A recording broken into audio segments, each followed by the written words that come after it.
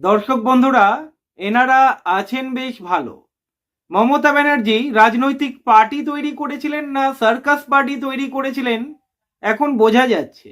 উনি কোনো রাজনৈতিক পার্টি তৈরি করেননি, উনি সার্কাস পার্টি তৈরি করেছিলেন।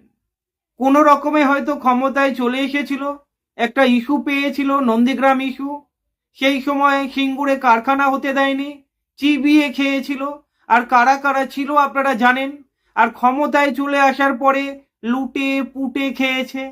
এখন মমতা ব্যানার্জির হাঁড়িতে মধু নেই, তাই অন্য জায়গায় যেতে হচ্ছে। চন্দ্রিমা ভট্টাচার্য মমতা ব্যানার্জির ডান হাত বাঁ হাত। আরে একজন দুজন কি ডান হাত বাঁ হাত ছিলেন? ফিরোজ হাকিম, উনিও মমতা ব্যানার্জির ডান হাত বাঁ হাত ছিলেন। এখন সকলেই অন্য পথের প্রতীক, মানে মধুটা এখন অন্য জায়গায় রয়েছে। একেই বলে কর্মফল।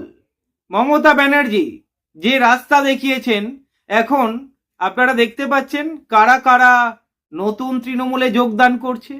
এখন অভিষেক ব্যানার্জি, মমতা ব্যানার্জি আর কুণাল ঘোষ, বাদ বাকি মমতা ব্যানার্জিকে সকলে টাটা বাই বাই করছে। আলটিমেটলি মমতা ব্যানার্জি তো এই রাস্তা দেখিয়েছিলেন। 1998 সালে কংগ্রেস ভেঙে, কংগ্রেস থেকে বেরিয়ে, বলতে গেলে কংগ্রেসের সঙ্গে বেইমানি করে, আরএসএস এর সাহায্য নিয়ে তৃণমূল কংগ্রেস গঠন করেছিলেন মমতা ব্যানার্জি। আজকের তৃণমূল ক্ষমতায় নেই, তাই মমতা ব্যানার্জিকে টাটা বাই বাই জানাচ্ছে সকলে। তৃণমূলের পার্টি অফিস দখল করছে। ভাবতে পেরেছিলেন কখনো? আমরা আগে দেখতাম তৃণমূল সিপিআইএম এর পার্টি অফিস দখল করছে, আরএসপির পার্টি অফিস দখল করছে। এখন আমরা কি দেখছি? তৃণমূলের পার্টি অফিস দখল করছে। এইটাই দেখার বাকি ছিল। বাংলার মানুষ কাদেরকে ভোট দিয়েছিল?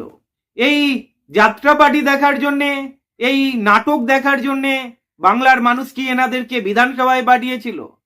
আজকের দেখুন, হকার্স উচ্ছেদ একটা প্রতিবাদ পুরনো তৃণমূল বলুন বা নতুন তৃণমূল বলুন, কেউ করেছে?